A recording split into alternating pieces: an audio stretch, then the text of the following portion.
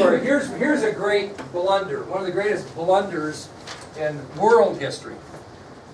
In January of 1962, the Beatles, this fine group right here, the Beatles, and back on the poster, they decide back in January of 1962 that they're going to try to produce their own album, their first album themselves. They're not going to go with a recording company. They're going to do it themselves.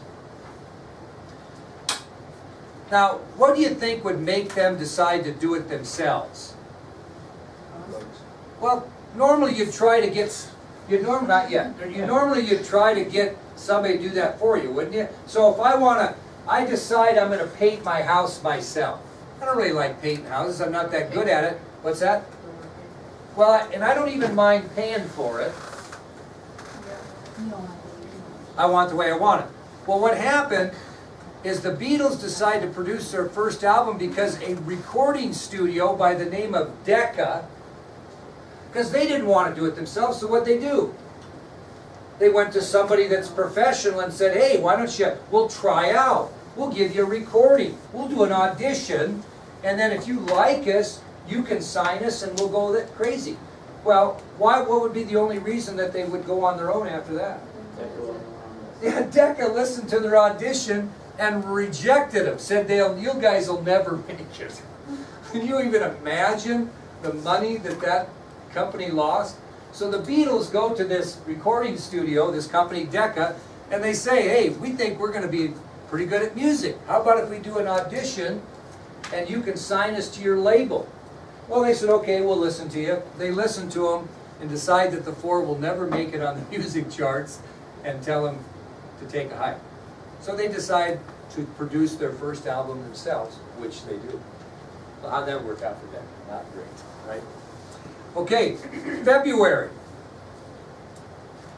On February 4th, Jackie Kennedy took advantage of television. She took advantage of television. Anybody know the story on this? What did she do on February 4th by taking advantage of television? Well, during the early time of the presidency, from 1961 to this point, in about a year, she restored the interior of the executive mansion, the White House.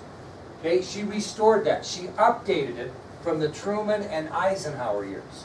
Okay, so between the inauguration of John Kennedy in 1961 and February of 1962, she had put together a restoration of the inside of the White House. So how did she take advantage by using television on February 4th? What did she do? There's people in the house. Very good. She had an hour-long television program on national TV where she gave a tour of the White House after its restoration. Okay, so it was an hour-long program, and the First Lady explained the restoration she had made in the interior of the White House. And it was so popular that both major television networks, CBS and NBC, ran it and called it a tour of the White House with Mrs. John F. Kennedy. So she took everybody through the White House, and it was aired simultaneously by CBS and NBC. It was a pretty big deal. David wrote a book about it, A Tour of the White House with Mrs. John F. Kennedy. You could buy the book if you want. Okay, another thing happened in February of significance, and we talked about it yesterday a little bit. On February 26th of 1962 is when John Glenn Jr. was honored with his ticker tape parade in Washington, D.C. And they carried him basically from the White House up Pennsylvania Avenue to the Capitol, where he addressed both houses of Congress after his famous space flight in Friendship 7.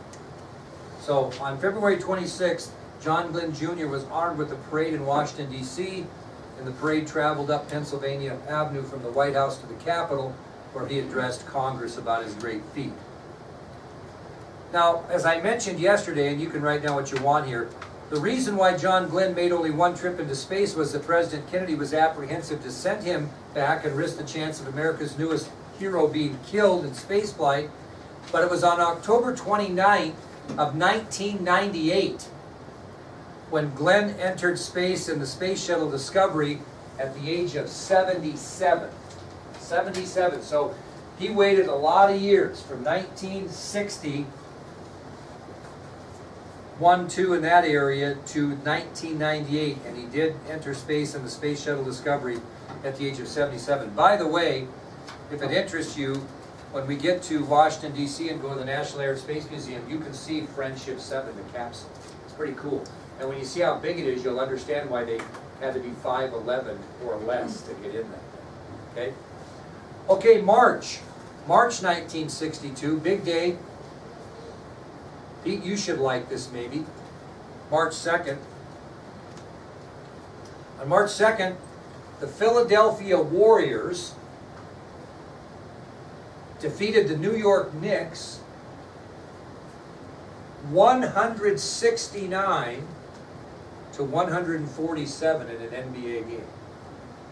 The Philadelphia Warriors defeated the New York Knicks 169 to 147. That was a high-scoring game. Do you realize, kids, they didn't even have the three-point line in those days? And it was 169, 147. What was the significance, Pete? Yep, this guy right here, Wilt Chamberlain. Where is this guy right here? This guy right here scored 100 points in that basketball game for the Philadelphia Warriors, which is still an NBA record today.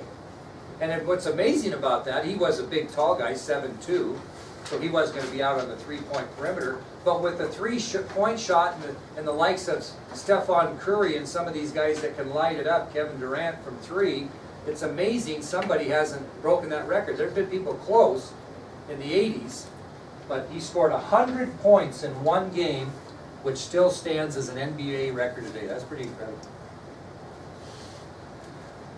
April 22nd, newspaper executives did a popularity survey on President Kennedy. On April 22nd, 1962, newspaper executives did a popularity survey of President Kennedy and figured historically that on April 22nd, 1962, he was at the height of his popularity. He was more popular on April 22nd, 1962 as any time in his presidency. What would make him so popular? Maybe pictures like this. President Kennedy and his little boy John playing out in front of the White House, eating an ice cream cone, the helm of his boat, the Kennedy family with their dog, John Kennedy relaxing on his boat, taking his little girl to church, little picture of Caroline there. President Kennedy holding hands with John Jr., playing with the horse, having a nice hug with his daughter. In the middle of some important business, there's John interrupting his father. Halloween, when Jackie was gone, he brought Cecil Stoughton in to take pictures, and she used to just make her so mad he would do that. And then the ladies kind of liked him too. So those are some examples of when President Kennedy was at the height of his popularity. He had an 18-month-old son and a 4-year-old daughter in the White House. That picture back there is one of the most famous pictures as Kennedy is working in his desk. It's right next to the Martin Luther King to the right of that. There's little John peeking out the bottom of his father's desk. That was a picture that Cecil Stoughton took that was one of the most popular pictures of the time. Another thing is the entire Kennedy family, not just John Kennedy's family, but Robert Kennedy's family and Ted Kennedy's family, etc., playing touch football at their summer home in Hyannisport, Massachusetts. That was a big deal to the Kennedy family. Okay? At Joe Kennedy Sr.'s compound at Hyannisport, Massachusetts. So, he was at the height of his popularity on April 22nd, 1962. All right, May 19th. Try to do the best I can to explain this to you. On May 19th, 1962, actress Marilyn Monroe sang Happy Birthday to President Kennedy on his 45th birthday at Madison Square Garden in New York. You've heard that, haven't you? Happy birthday, Mr. President. Have you ever seen that on video? Oh, you've got to YouTube it. Now, just to give you some information on that, Peter Lawford, the president's brother-in-law, who was an actor, remember the Rat Pack, with Frank Sinatra and Sammy Davis Jr., he set this whole thing up. And we'll tell you the whole story when we get into the colorful and colorless 1960s, because we have a whole section on Marilyn Monroe. But anyway, she shows up in this nude-colored dress that actually was so tight they sewed it on her. They didn't make it, have her put it on. They sewed it on her. And she's all high on amphetamines and whatnot. And I'm not kidding you, she gets up there and she puts on this unbelievable show, as you can imagine, at Madison Square Garden in New York during the president's happy birthday party. And after she got done putting on that show, showing a little Kennedy wit, the president stepped up to the podium after she got done and said, "Thank you. I can now retire from politics after having had Happy Birthday sung to me in such a sweet and wholesome way." YouTube it. It's an experience you'll never forget. Jackie Kennedy was not too happy about this arrangement. And so she basically said, or according to a book up there I have, and I'll read more out of it later when we get to Marilyn Monroe, it's called Marilyn the Last Take.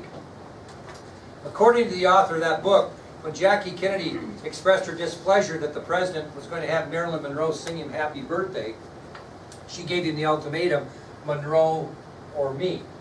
And according to the book, the president smiled, simply took his choice, and dismissed his wife from the event.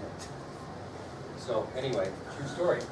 I would have divorced him so freaking quick. That's not even funny. Well, we'll get into that a little bit later. Anyway, if you haven't seen it and you don't want to wait until later in the semester, next semester, you get on YouTube and you put in Marilyn Monroe Happy Birthday. Maybe I will. Okay. June 25th, 1962 was the day that the United States Supreme Court banned official prayer in public schools, building the wall we know today of separation of church and state. That happened on that day, 1962, June 25th, 1962. The Supreme Court banned official prayer in public schools, building the wall of separation of church and state as we know it today. I'm going to tell you a little story about that on a personal note. So, I was a principal at Fort Benton High School in Fort Benton, Montana. And the Methodist Church used to always bring us posters of the Harvest Dinner. It was kind of a fundraiser for them and such. And so we would put that on our bulletin board. And we were very cooperative. But one day this guy walks in and he's got this poster. I don't remember exactly what it was, but it was basically a devil worshiping thing they were going to do in town. And he wanted, I don't think it even existed, but he wanted me to put it up on my bulletin board. And I said, "What? Are you out of your mind? I'm not doing that." "Well, look at that, look at that. You've got the Harvest Dinner one. You've got the Harvest Dinner. You know, you're not supposed to be doing that, separation of church and state. If you're going to put that up there, I want my poster up there." I told him to pound sand, and we left that up there anyway. But there was an example of someone that was kind of using the separation of church and state for his meeting. And I don't know if how right that was, but at the time it was right. July 20th. July 20th. A fellow by the name of General Maxwell Taylor becomes head of the U.S. Joint Chief of Staff. On July 20th, 1962, General Maxwell Taylor becomes the head of the U.S. Joint Chief of Staff. General Maxwell Taylor. This fellow right here, fine-looking guy. Maxwell Taylor becomes the chairman of the Joint Chief of Staff. Does anybody know what that means? Does anybody know what the Joint Chief of Staff is? Okay, you have all these different branches of the military. And they rotate control. The commander-in-chief is control, right? The president's the commander-in-chief. He makes the last call.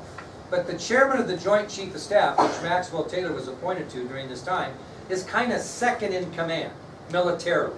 And the Joint Chief are the branch of the Army that's in control. Everybody gets to rank. So one time it might be the Army's in control of all the military. The next time might be the Navy. Whoever's the Joint Chief, whoever owns the position of Joint Chief of Staff, his department runs the military just underneath the president and ahead of the other branches. Just so happened that the Army was the Joint Chief of Staff at this time, and Maxwell Taylor becomes the head of or the chairman of the Joint Chiefs, so he's second in command militarily below the President of the United States. That makes sense? Now, Maxwell Taylor, the reason we bring that up is we're going to have, our next topic is going to be the Cuban Missile Crisis, which I think you're really going to like, and you're going to get real familiar with this guy because he's right in the middle of everything during that time. Okay? All right, August 5th. 1962, Marilyn Monroe was found dead in her Los Angeles home of an apparent drug overdose at the age of 36. August 5th, 1962, Marilyn Monroe was found dead in her Los Angeles home of a drug overdose at the age of 36. Now don't think conspiracy theorists aren't all over that one, okay? It was the Kennedy boys did that, whatever. It's a long story, we'll get into that later. But the fact of the matter is that Marilyn Monroe, and you'll learn this later, had a very tough life from birth. She was very paranoid. She was had no self-confidence. As much as you'd think that, you know, she would just think the world of herself, just the opposite. She struggled a ton from birth through foster homes, really had a tough time, and took her own life with a drug overdose at the age of 36. Okay, August 17th.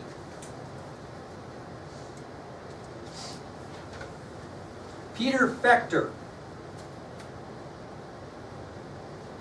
lies in a pool of blood after being shot in the back.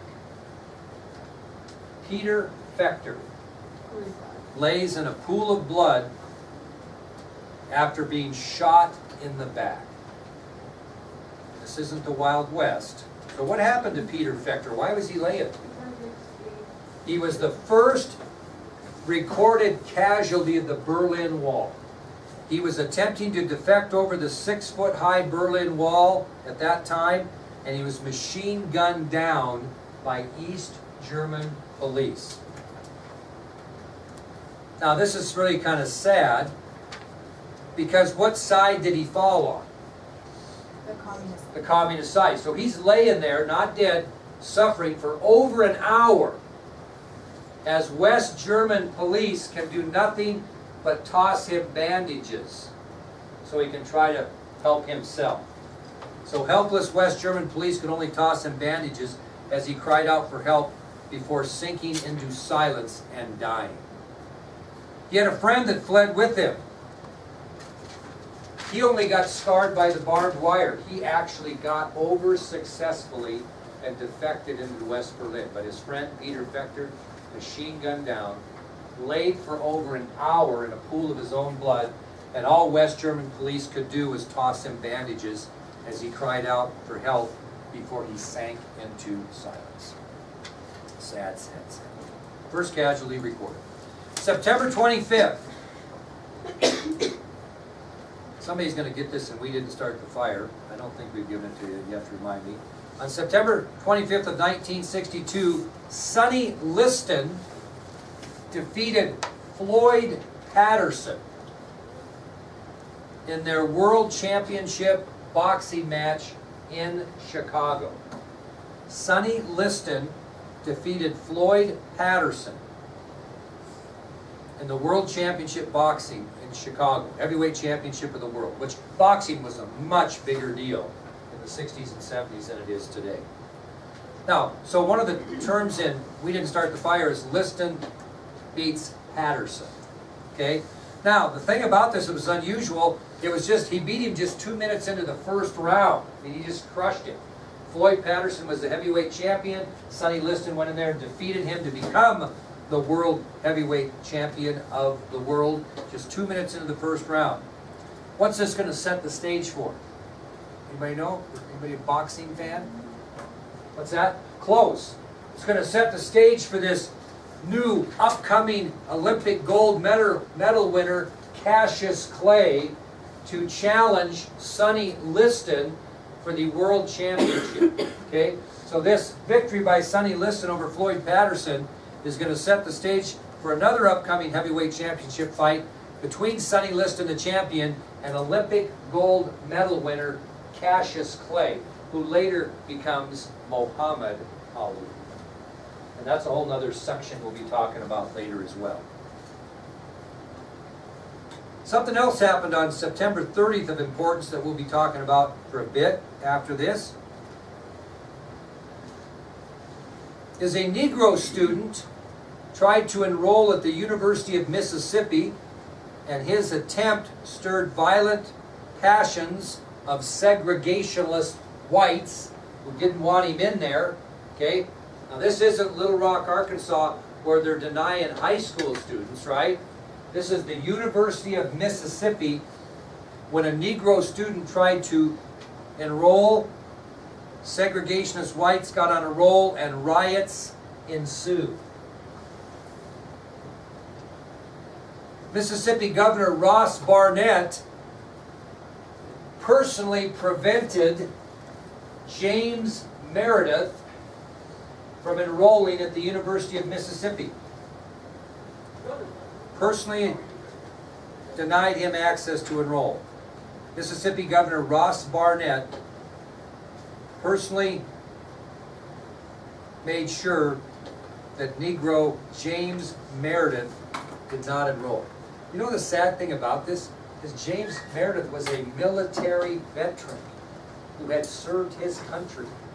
And because he was African American, Negro, or black, whatever you call it at that point, he was not allowed to enroll at the University of Mississippi. So who did this put Ross Barnett in direct confrontation with? What, President Kennedy. Absolutely. And we will talk more about that later as well.